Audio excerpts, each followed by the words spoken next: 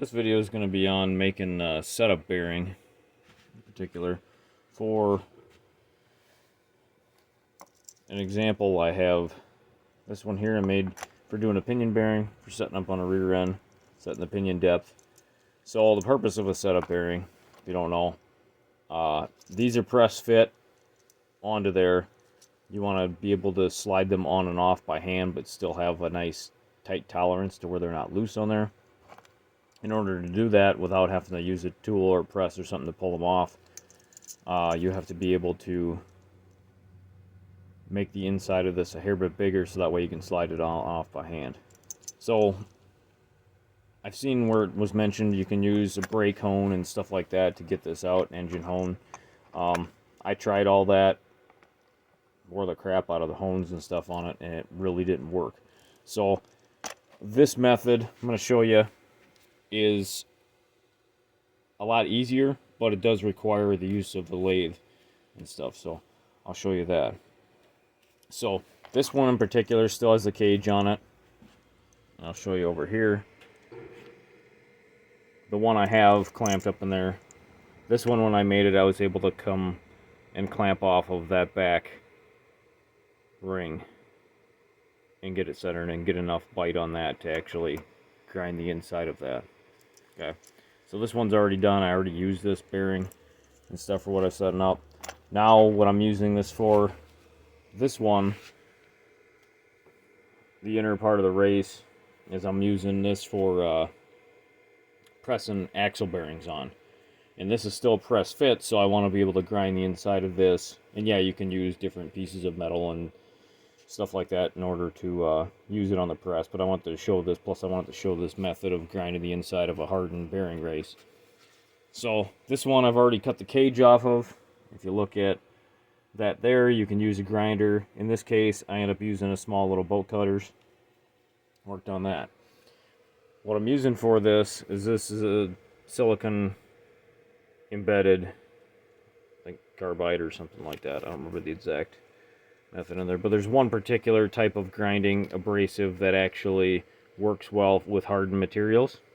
Okay, that number that I found for this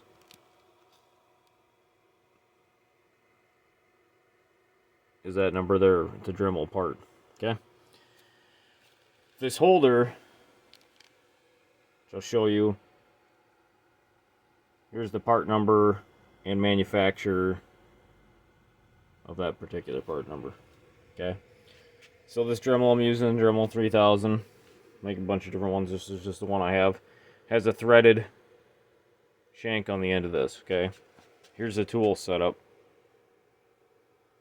I just have it mounted in a quick change one. They do make different sizes of these and different threads based on your particular Dremel. Okay, so that allows you to mount it in a tool post, thread it in there, lock it in, and turn it into a tool post grinder in essence. Okay, so what I'm going to do is I'm going to feed this in here while it's running. This is obviously independent of itself as far as turning it on, but it is mounted in there well.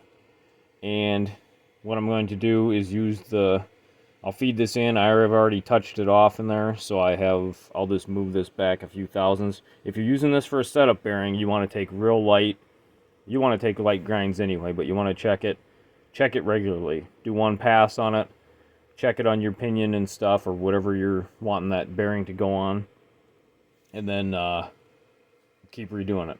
This one I just needed bigger than the axle shaft it's going on, because I'm just using it for a press tool, so you don't need that. In reference, why would I want to make a setup bearing for like a pinion style? Okay, as far as why would I want to make one as opposed to buy one, because there are some companies that sell them. This particular bearing, it's a national bearing and stuff. If you were to buy just a setup bearing, they run about 150 bucks. Okay, this one I want to say I paid like $25 for, or something like that, maybe less than that. Okay, and then I use this method for grinding. This particular grindstone was like $4. Once you buy the holder was only like $25, and I already had the Dremel, so obviously you have to have access to a lathe and stuff. I get that, but if you do, this, I've already used this on one, and I'm going to use it on a second one here. and it obviously doesn't cost much to do. So if you do one bearing on this setup, you've already got yourself made on that. So I'm gonna go ahead and fire this up, and then we'll set the feed and stuff on it and get it going here. So.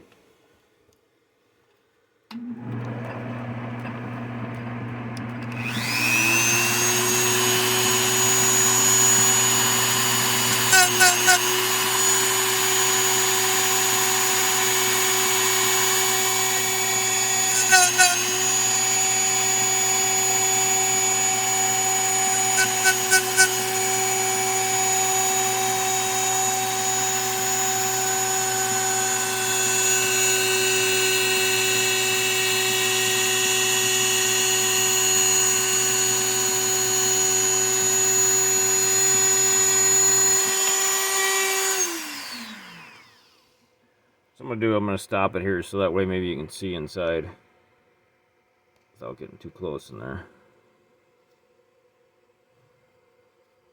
So I'm going to feed this thing in by hand and show you where about we're going to start. Right about there. And then we'll feed this guy back. Alright, start it up, start this guy up. Touch it off when you first start seeing grind marks or grind sparks.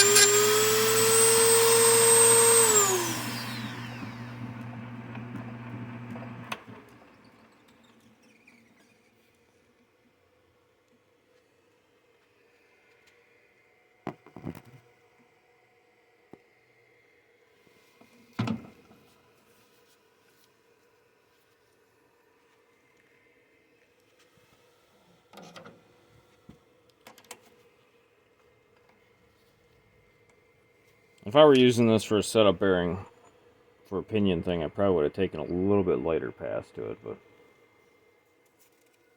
that's pretty smooth in there. I'd probably turn up the Dremel tool a little faster. There's a tad bit of chatter in there. Alright, so now it is still a press fit on there. I can't just slide it down by hand, so I'm going to run another.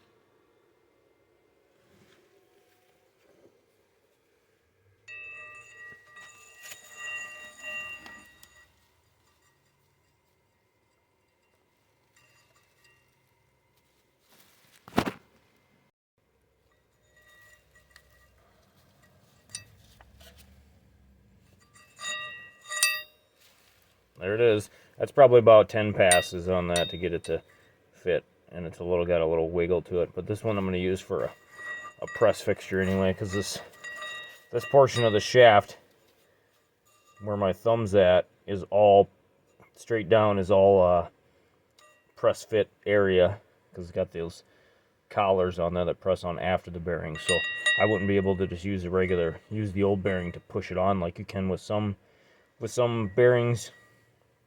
You can use the old race to press it down, and the new bearing's in the only spot that's actually in the press zone, really. But since this one's such a long part, I'm going to use this one to press the bearing down first, the new bearing, and then press the collar on it.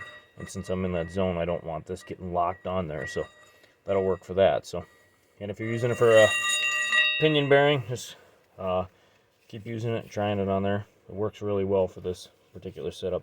You have to mess around with feeds and speeds and stuff on there to get a good finish and stuff on it, but this one turned out not too bad. Stuff on there that fits good on there. You'll be able to use this for, well, it'll be a lifetime tool basically. So, thanks for watching.